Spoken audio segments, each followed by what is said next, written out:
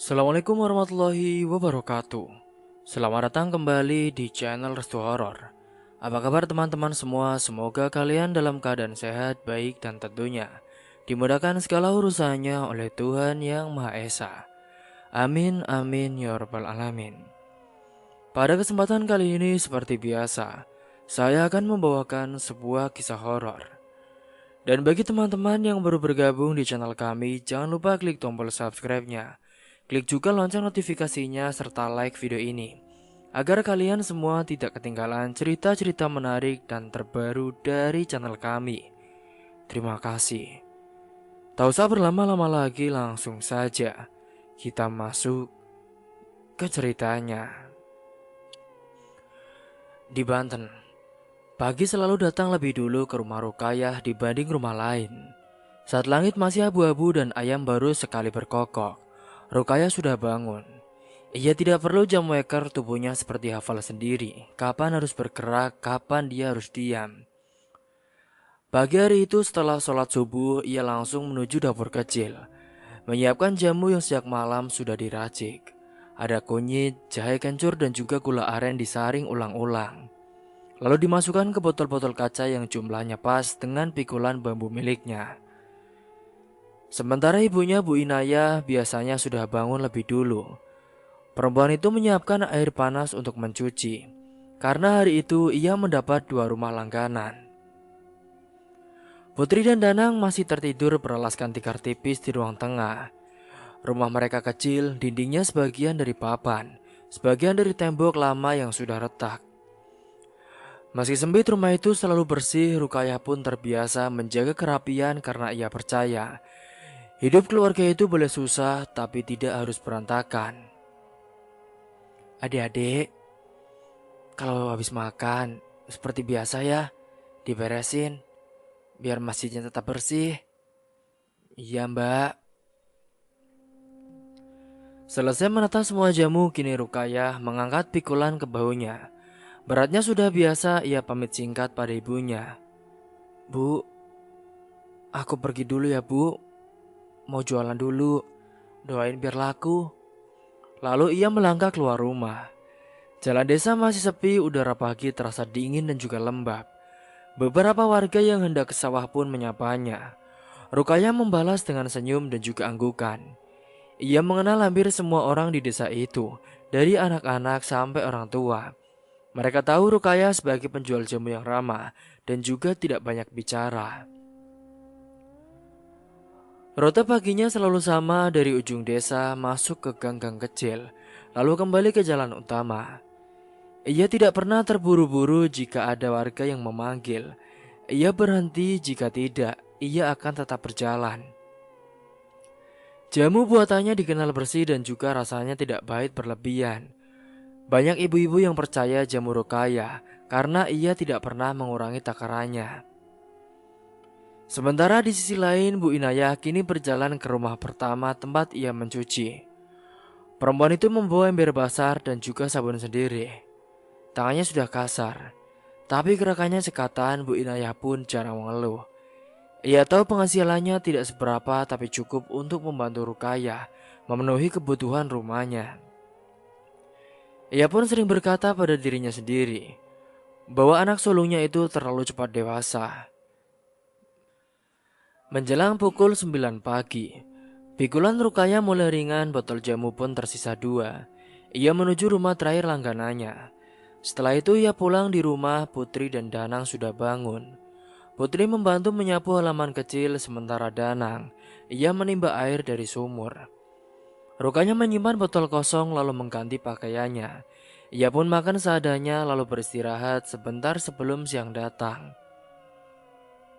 Ketika siang hari, Rukayah tidak kemana-mana. Ia membantu ibunya menjemur cucian atau memperbaiki dagangan sore. Adonan tepung, tahu, tempe, dan pisang disiapkan perlahan-lahan. Tidak ada televisi di rumah itu. Jika lelah, Rukayah duduk di depan rumah melihat orang-orang lewat. Hidupnya berjalan dengan pola yang sama setiap hari, dan ia tidak mempermasalahkannya. Sore hari setelah matahari turun pun, kini Rukayah kembali bersiap untuk berjualan lagi. Kali ini ia membawa gerobak kecil berisi gorengan dan juga makanan lain. Bau minyak panas selalu mengiringi langkahnya. Ia berkeliling lagi, kali ini lebih jauh. Kadang sampai ke perbatasan desa, bahkan masuk desa sebelah jika dagangan saat itu masih banyak. Kakinya sering terasa pegal, tapi ia sudah terbiasa. Ia tahu jam-jam mana warga lapar dan jam-jam mana anak-anak keluar rumah. Mereka sangat menunggu semuanya. Warga sering berkata saat itu, Rukayah adalah perempuan kuat. Ianya tersenyum jika mendengarnya baginya. Ia hanya melakukan apa yang harus dilakukan. Ia tidak pernah berpikir terlalu jauh tentang masa depan. Yang penting hari ini bisa makan, adik-adiknya bisa sekolah dan ibunya tidak terlalu lelah. Sementara di sisi lain kehidupan Faras berjalan berbeda dengan Rukayah. Lelaki itu tinggal di desa sebelah hidup bersama kedua orang tuanya. Ia bekerja sebagai petani kacang di kebun milik ayahnya. Pekerjaan itu tidak membuatnya kaya tapi cukup. Faras pun mengenal Rukayah pertama kali saat membeli gorengan di perbatasan desa. Awalnya hanya sapaan biasa, namun lama-lama Faras sering menunggu Rukayah lewat. Seiring berjalannya waktu, hubungan mereka pun semakin akrab tanpa direncanakan. Tidak ada janji besar, tidak ada pembicaraan tentang masa depan yang rumit. Mereka hanya saling nyaman. Rukayah pun merasa Faras berbeda dari lelaki lain yang sering sekadar menggodanya. Faras mendengarkan, tidak memaksa, dan tahu kapan harus diam. "Mas, makasih ya mas, kamu udah baik sama aku." "Kayah, kamu biasa aja deh. Lagian kan aku ini emang tulus sama kamu. Jadi kita jalanin aja hubungan kita baik-baik, ya." Setelah hampir 2 bulan, kebiasaan mereka pun kini semakin teratur. Jika Rukayah berjualan ke rute yang jauh, Faras mengantar atau menjemput dengan motornya. Ia tidak keberatan. Rukayah pun sempat diajak bekerja di kebun, tapi ia menolak dengan halus. Ia merasa lebih tenang berjualan karena bisa langsung melihat hasilnya setiap hari, daripada ia harus berkebun yang bukan passionnya.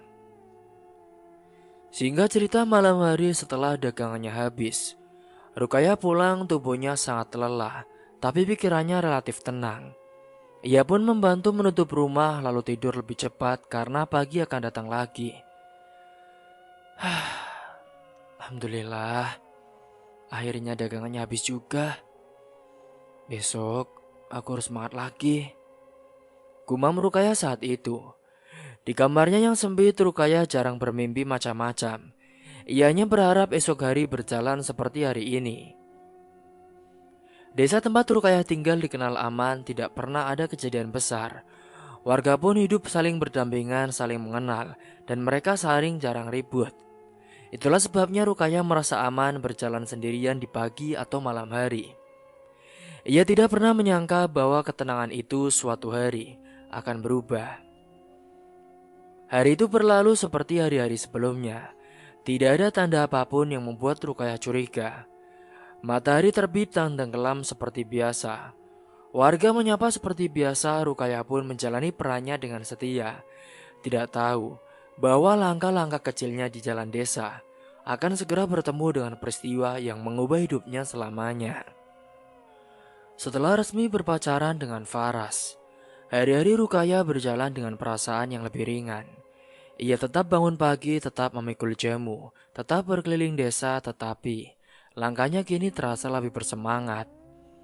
Ia tidak banyak berubah dalam sikap, hanya senyumnya sedikit lebih sering muncul. Bu Inaya melihat itu dan tidak bertanya banyak. Ia hanya tahu anak sulungnya sedang merasa lebih kuat menjalani hidup. Faras juga tidak berubah drastis. Ia tetap ke kebun setiap pagi, mengurus tanaman kacang milik ayahnya. Namun kini sepulang dari kebun, ia sering menyempatkan diri menyusul Rukayah jika rute jualannya jauh. Ia tidak selalu berbincang, kadang hanya menemani berjalan atau duduk sebentar di pinggir jalan saat Rukayah beristirahat. Hubungan mereka berjalan tenang, tanpa keributan dan juga tanpa tuntutan. Desa masih seperti biasa hingga suatu pagi. kabar itu menyebar. Seorang warga menemukan sosok mayat di kebun kacang milik warga Faras. Tubuh itu tergeletak di antara tanaman, tertutup sebagian oleh rumput liar. Tidak ada yang berani mendekat terlalu lama saat itu. Warga pun hanya berkerumun dari kejauhan. Wajah mereka tegang, suara mereka pelan. Kabar itu cukup cepat menyebar ke seluruh desa. Rukayah mendengarnya dari seorang pembeli jamu yang datang tergesa-gesa. "Mbak, mbak, sini mbak. Ada apa ya? Hah, ada mayat." Ia terdiam sejenak lalu melanjutkan jualannya. Namun kini pikirannya mulai tidak tenang. Kebun itu milik keluarga Faras pacarnya. Ia tahu Faras pasti akan ikut terseret dalam urusan ini. Meski ia tidak tahu sejauh apa masalah itu ada. Tidak lama kemudian kini polisi datang, mobil-mobil mereka pun masuk desa. Berhenti di beberapa titik. Sebagian polisi langsung menuju kebun, sebagian lagi berkeliling bertanya pada warga. Desa yang biasanya terbuka berubah menjadi sunyi. Orang-orang memilih diam, pintu rumah lebih sering tertutup. Anak-anak dilarang main jauh. Sebagian polisi tidak langsung pergi, mereka pun menginap di desa untuk penyelidikan. Beberapa rumah kosong dipakai sementara. Kini, pos ronda berubah fungsi. Warga mulai berbicara pelan-pelan, lebih sering lewat isyarat daripada suara. Setiap orang merasa sedang diawasi saat itu. "Pak, Bu, jangan ada yang mendekat ya. Ini adalah larangan. Ingat." Namun hari-hari berjalan, Rukayah tetap berjualan. Tetapi kini rutenya ia persingkat. Ia tidak berani terlalu jauh ketika sore hari. Ia pun pulang lebih cepat. Bu Inaya juga menyarankan hal yang sama. Putri dan Danang dilarang keluar rumah jika tidak perlu. Rumah mereka kini lebih sering sunyi, hanya suara air dan angin yang terdengar. Sementara di sisi lain, Faras menjadi lebih sering berada di kebun. Polisi beberapa kali datang untuk melihat lokasi. Ayah Faras tampak lebih banyak diam, sementara Faras ia membantu sebisanya. Ia tahu kebun itu sekarang menjadi pusat perhatian dan ia tidak bisa menjauh begitu saja. "Sialan, ini ulah siapa sih? Bisa-bisa hanya ada mayat di kebunku. Kalau gini bisa-bisa hancur usaha gue," ucap Faras saat itu akibat kejadian yang sangat memalukan ini. Dia benar-benar tidak tahu siapa pelaku di balik kematian manusia yang ada di kebunnya. Malam hari itu setelah hari yang panjang, Faras pun kini memutuskan kembali ke kebun. Ia ingin berjaga bukan karena diminta, tapi karena ia merasa tidak tenang meninggalkan kebun dalam kondisi seperti itu. Ia pun membawa senter dan berjalan pelan melewati jalan setapak yang sudah ia hafal sejak kecil. Sementara di sisi lain, Rukayah berada di rumah. Ia gelisah tapi tidak tahu harus berbuat apa. Ia hanya bisa berharap semoga pacarnya bisa selamat. Pada waktu itu, di kebun, suasana gelap dan sunyi, angin bergerak pelan di antara tanaman. Faras berjalan hati-hati saat ia mendekati kabian kebun yang agak ke dalam. Ia mendengar suara tawa, bukan tawa biasa. Suaranya berat, ramai, bercampur kata-kata gak jelas. Faras pun berhenti, ia mematikan senter. Dari balik tanaman, ia melihat beberapa polisi yang berkumpul. Itu adalah polisi-polisi yang sedang disuruh oleh ayahnya untuk menyelidiki kasus kematian ini. Tapi di sana yang ia lihat, botol-botol minuman keras berserakan di tanah. Bau menyengat tercium, mereka tertawa, berbicara kasar jauh dari sikap yang seharusnya mereka tunjukkan. Apa? Itu lagi ngapain mereka? Kok malah mabok sih?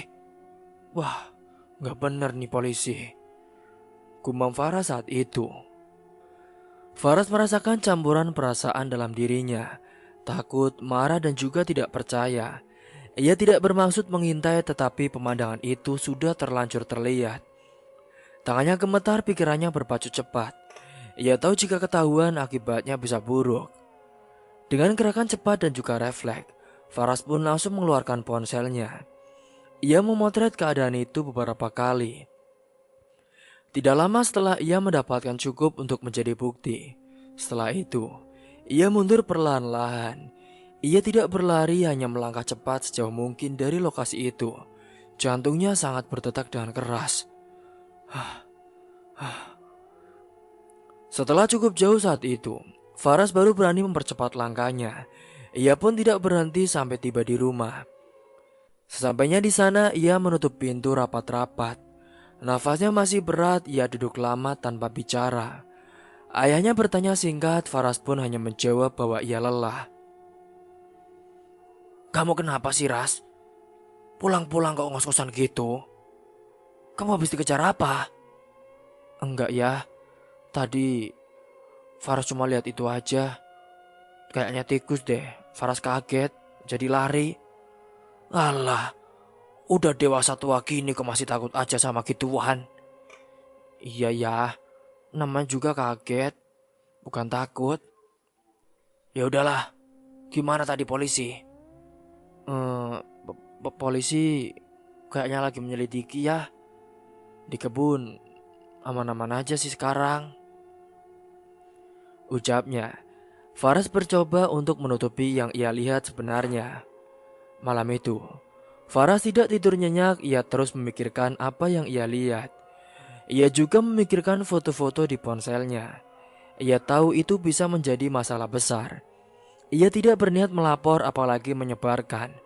Namun ia juga sadar jika sampai diketahui, maka para polisi itu pasti tidak akan tinggal diam. Mereka bisa saja dendam kepada Faras dan bisa saja melakukan tindakan yang sangat di luar nalar. Keesokan harinya suasana desa semakin dingin. Polisi masih ada, warga pun semakin menutup diri. Rukaya merasakan perubahan itu saat berjualan. Banyak yang hanya membeli tanpa bicara, ada juga yang memilih tidak keluar rumah sama sekali. Rukaya akhirnya bertemu Faras pada sore hari. Wajah Faras tampak lebih tegang dari biasanya. Rukaya pun langsung menyadari ada sesuatu yang tidak beres dari pacarnya. Faras tidak banyak bicara, ia hanya mengatakan bahwa situasi sedang tidak baik. "Mas, kamu kenapa sih mas? Kelihatannya kok wajahnya panik gitu." "Gak apa-apa sayang. Aku ingetin, kamu jangan kemana-mana sendirian dulu ya," kata Faras dengan singkat. "Kenapa mas? Udah, kamu ikut aja kata mas." Rukaya mengangguk, ia tidak bertanya lebih jauh. Ia memilih percaya, hubungan mereka pun dibangun dari rasa saling menghormati, bukan rasa ingin tahu berlebihan. Sementara di sisi lain, kini beberapa polisi menunjukkan sikap berbeda. Tatapan mereka lebih tajam, gerak-gerik mereka seperti mencari sesuatu. Faras merasakannya, ia tahu waktunya tidak lama lagi sebelum masalah datang menghampiri. Tapi Faras bertekad, selagi ia tidak bersalah, maka ia tidak akan takut kepada siapapun. Setelah kejadian mematikan dan pembunuhan di desa itu kini tidak lagi sama. Jalanan yang dulu terasa aman kini terasa lebih asing. Setiap langkah seolah diawasi, Rukaya pun tetap berusaha menjalani hari seperti biasa sampai pembunuh itu ditangkap dan bisa dipenjara. Seiring berjalannya waktu, rasa tidak tenang yang sejak kemarin mengendap di dada Faras belum juga mereda ketika ia kembali berdiri di hadapan beberapa polisi yang masih menatap di desa. Ia duduk di bangku kayu dekat pos sementara mendengarkan penjelasan yang berulang. Polisi menyebut penyelidikan belum menemukan apapun yang mengarah pada pelaku. "Mas, maaf, kami semua belum tahu siapa pelakunya karena sulit sekali mencari sidik jari. Lagian, tidak ada petunjuk juga yang bisa kami tarik." Mayat yang ditemukan di kebun itu dipastikan adalah warga dari desa sebelah. Kalimat-kalimat itu diucapkan datar seolah tidak ada beban di baliknya. "Tapi pak, saya juga nggak enak loh pak. Gara-gara ini semua, usaha saya jadi semakin berkurang pak. Para konsumen berpikir kami yang melakukan ini pak, warga saya. Tapi jelas-jelas mayatnya saja dari desa sebelah." "Siapa? Kami paham. Makanya itu kenapa kami berusaha sekuat tenaga untuk mencari ini semua. Untuk sementara belum ada titik terang saat itu. Faras pun mengangguk, ia menahan diri untuk tidak banyak bicara. Ia tahu setiap kata bisa berbalik menjadi masalah. Ayahnya berdiri tak jauh merhatikan dengan wajah tegang. Di luar pos, warga lalu lalang dengan langkah cepat, memilih tidak berlama-lama di sekitar polisi. Sementara di sisi lain, Rukayah menunggu di rumah. Ia mencoba menenangkan diri dengan menyiapkan dagangan sore. Pikirannya melayang pada Faras, ia ingat pesan singkat yang semalam ia kirim. Setelah Faras bercerita singkat tentang apa yang ia lihat di kebun. Ia menulis kalimat sederhana memastikan tidak ada yang berlebihan. Ia hanya ingin Faras tahu bahwa foto itu aman dan juga tidak tersebar. Kembali ke pos, kini diskusi berakhir tanpa hasil. Polisi berdiri sebagian keluar untuk merokok. Faris pun ikut bangkit ketika ayahnya memanggil dari luar. Faras, sini. Iya ya, bentar. Dalam tergesa saat itu, Faras lupa ponselnya tertinggal di bangku saat itu. Ia berjalan beberapa langkah menjauh sebelum menyadarinya. Tetapi panggilan ayahnya membuatnya terus melangkah. Di dalam pos itu, ponsel itu bergetar, layar menyala. Salah satu polisi melirik, rasa ingin tahu pun muncul dengan cepat. Ia mengambil ponsel itu, membaca nama pengirim, lalu membuka pesan yang baru saja masuk. Kalimatnya pendek dan jelas tentang foto polisi yang mabuk, tentang rasa aman. Hah? Apa-apaan ini? Bajingan banget tuh orang. Kenapa, Dan? Ini lihat. Wah, cari masalah dia sama kita. Udah, cepet taruh. Nanti kita kasih pelajaran aja buat dia. Suasana berubah ketika saat itu. Polisi pun memanggil 3 rekannya, mereka membaca pesan itu bergantian. Wajah mereka tegang, ada yang memaki dengan pelan, ada yang terdiam terlalu lama. Kepanikan muncul tanpa suara, mereka pun saling pandang, lalu menyimpan kembali ponsel itu ke tempat semula. Udah, kita jangan kelihatan panik. Kalau dia tahu kita baca, masalah makin besar. Siap, Dan. Kalau dia lapor ke atasan, kita bisa habis. Makanya, kita harus tenang dulu. Nanti kita kasih pelajaran aja buat dia. Kini mereka pun sepakat cepat. Tidak ada rapat panjang, 4 orang itu menyamakan pikiran. Faras tidak boleh berbicara ke siapapun. Faras pun harus dibuat takut dengan cara apapun. Saat Faras kembali, suasana sudah ditata ulang. Senyum ditipis dipaksakan, percakapan dilanjutkan, seolah tidak terjadi apa-apa. Faras mengambil ponselnya tanpa curiga, ia tidak melihat tanda-tanda yang jelas, tetapi firasatnya tidak enak. Tatapan para polisi itu berbeda, terlalu lama, terlalu tajam. Hingga hari-hari berikutnya berjalan dengan lambat. Polisi masih di desa, Rukayah pun tetap berjualan, tetapi Faras selalu mengantar dan juga menjemput. Ia tidak ingin Rukayah berjalan sendirian ketika pulang. Ia juga tidak ingin dirinya sendiri jauh dari Rukayah. Ada rasa waspada yang tidak bisa dijelaskan. Apalagi, pembunuh itu masih belum ditangkap di desanya. Sayang, kalau ada apa-apa, langsung pulang ya. Iya mas, kamu juga jangan lama di luar. Ketika semua dagangan jualan Rukayah telah habis, malam itu, mereka pun memutuskan pulang lebih awal. Jalan desa tampak telengang. Lampu-lampu rumah redup, angin bergerak dengan pelan. Motor Faras melaju pelan menjaga keseimbangan di jalan yang sempit. Tiba-tiba saat itu dari arah depan, beberapa orang menghadang. Motor berhenti mendadak, Faras pun sempat berkata pendek. Mas, itu kenapa? Ada orang mas. Udah, kamu tenang dulu ya. 4 orang muncul dari sisi gelap, wajah mereka tertutup. Suara mereka dingin dan juga tegas. Turun kalian. Ada apa ini? Kamu tahu kan?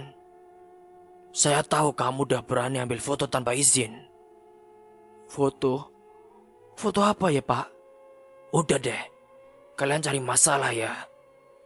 Saya ingatkan, jangan berani-berani mengambil gambar apapun dari polisi atau pihak-pihak yang berwenang lainnya.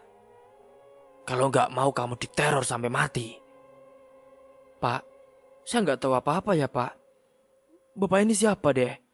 Datang-datang pakai topeng. Kalau berani, buka Pak. Ucap Faras saat itu. Faras menoleh ke Rukaya, wajah Rukaya pun pucat ketakutan. Tangannya gemetar, Faras mencoba berdiri di depan. Tetapi pukulan datang dengan cepat. Tidak ada waktu untuk melawan, tidak ada kesempatan untuk lari. Suara peringatan terdengar singkat. Intinya, kalau kamu masih ingin hidup, jangan pernah ganggu kepolisian. Dasar bajingan kamu.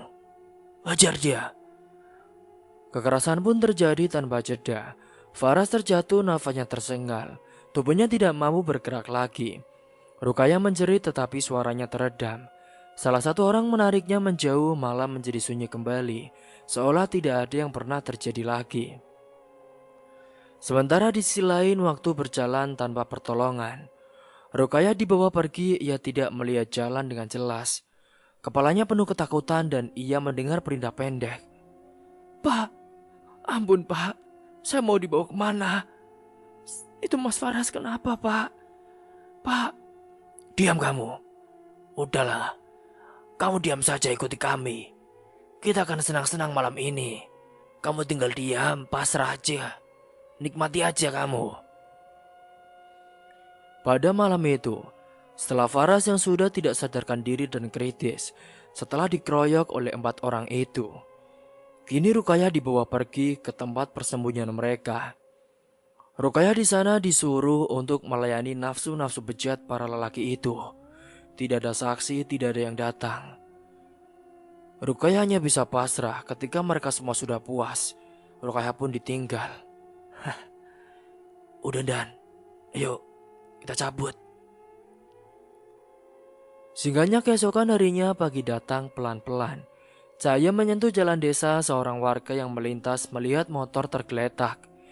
Ia mendekat lalu berteriak meminta bantuan. Orang-orang berdatangan, Faras pun ditemukan dalam kondisi kritis. Rukaya tidak jauh dari sana duduk terdiam. Pakaiannya kusut, matanya kosong. Mereka pun dibawa ke tempat berbeda, Faras dirawat. Rukaya dipulangkan ke rumah dengan pengawalan warga.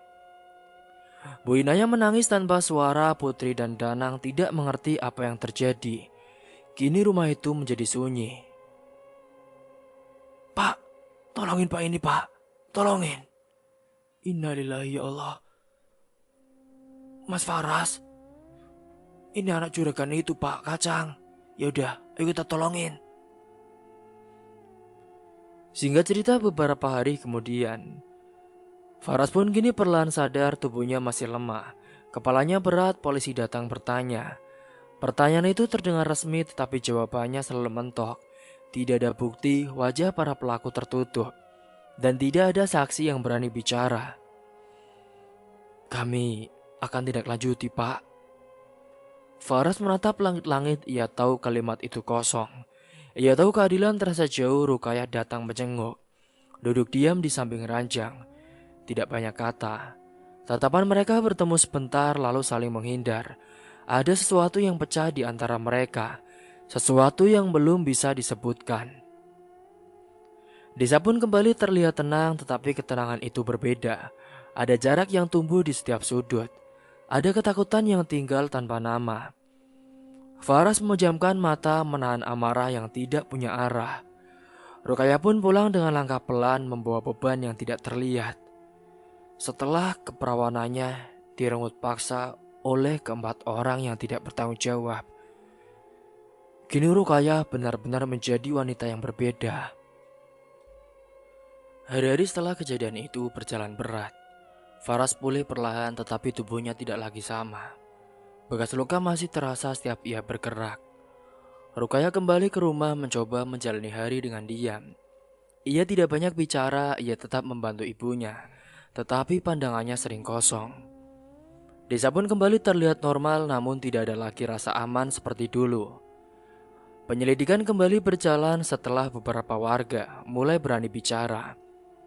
Polisi dari luar wilayah datang menggantikan tim sebelumnya. Mereka memeriksa ulang kebun, rumah keluarga Faras, dan tempat-tempat yang sebelumnya luput. Faras ikut dimintai keterangan lagi, ia pun menjawab seperlunya. Ia tidak ingin berdebat, ia tidak ingin. Ketika itu, ia hanya ingin semua masalahnya telah selesai. Aku nggak ingin ya. Pokoknya, aku ingin pelaku itu tertangkap dan mendapatkan akibatnya. Sementara di sisi lain, ayah Faras kini semakin sering menyendiri. Ia jarang keluar rumah, kebun pun tidak lagi ia urus. Ia terlihat gelisah setiap kali ada orang mendekat. Faras memperhatikan perubahan itu dengan perasaan bercampur.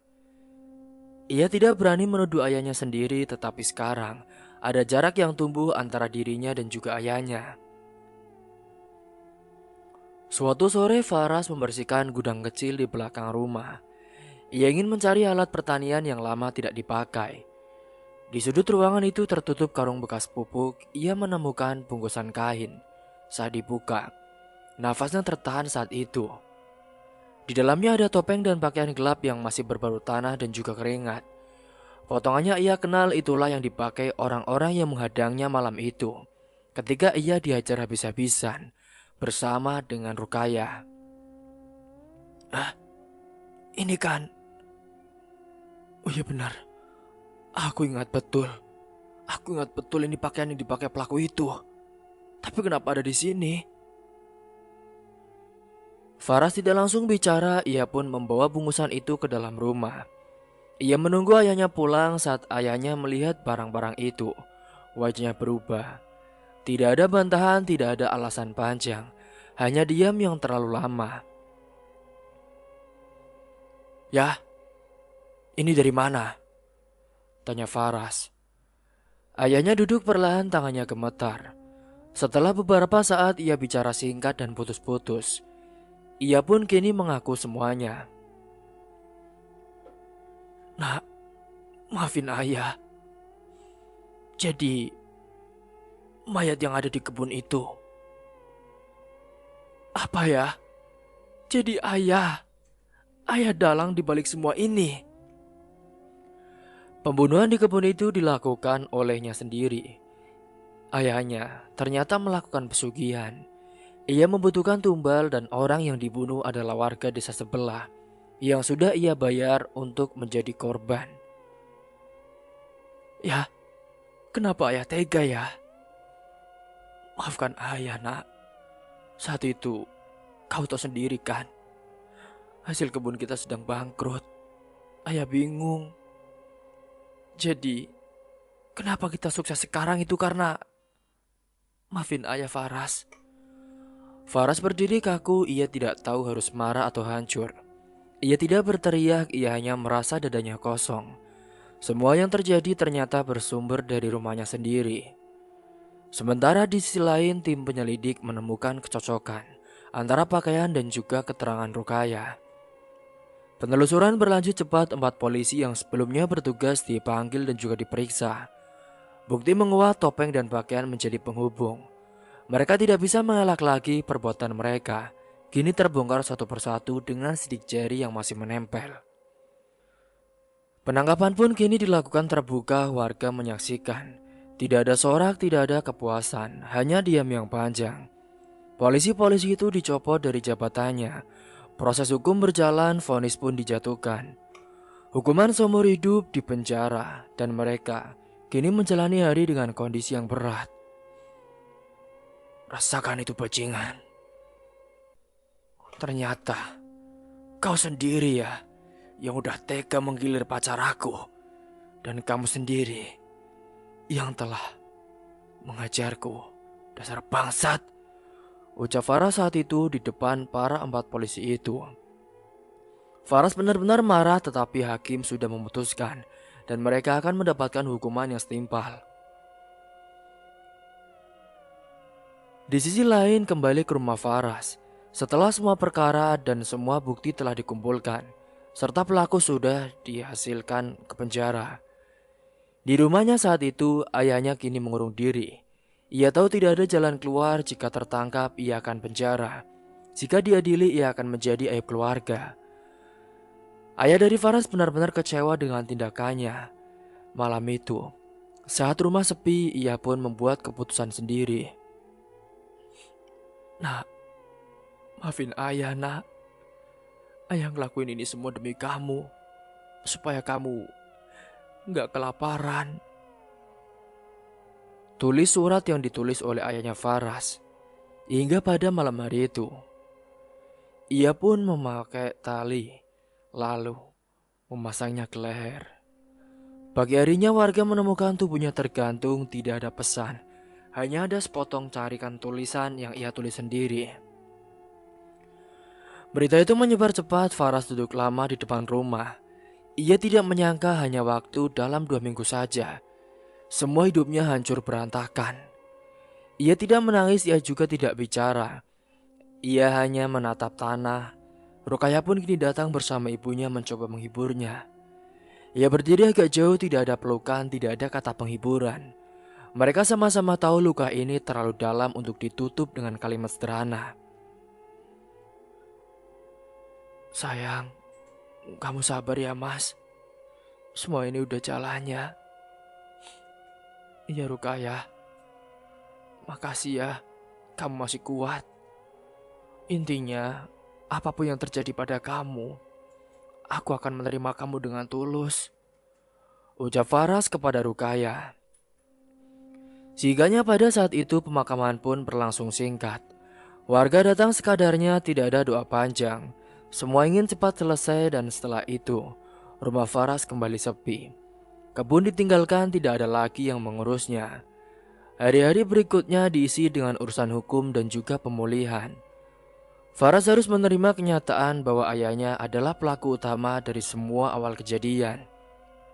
Rukayah harus menerima bahwa tubuh dan hidupnya tidak akan kembali seperti semula. Namun kebenaran sudah terbuka. Tidak ada lagi rahasia yang mengendap. Polisi yang tersisa datang meminta keterangan terakhir. Faras pun menyerahkan semua yang ia tahu. Rukayah hanya menjawab pertanyaan penting saja.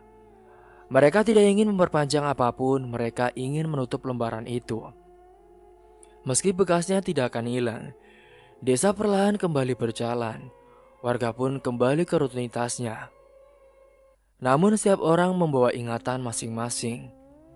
Tidak ada yang berani bicara tentang pesugihan. Tidak ada yang berani menyebut nama polisi itu. Semua memilih diam. Kini warga memilih hidup damai dan tidak ikut campur dengan urusan orang lain lagi. Singkatnya, Faras dan Rukayah pun duduk di beranda rumah Rukayah suatu sore. Tidak banyak kata, hanya suara angin dan langkah orang lewat. Mereka sama-sama lelah tetapi juga sadar bahwa kebenaran telah berdiri tanpa bisa disangkal. Seiring berjalannya waktu, kini Faras dan Rukayah pun akan melangsungkan pernikahan meski Rukayah mengandung anak yang bukan dari darah daging Faras. Ia rela melakukannya karena ia tulus mencintai Rukayah dan ia ingin hidup bersama Rukayah, mengurus kebun dari nol lagi. Cerita pun tamat. Semoga dari kisah ini kalian semua bisa mengambil hikmah dan pelajaran. Terima kasih telah menyimak kisah ini sampai habis. Akhir kata dari saya, kurang lebihnya mohon maaf apabila ada salah kata atau ucapan yang kurang berkenan bagi kalian semua. Wassalamualaikum warahmatullahi wabarakatuh.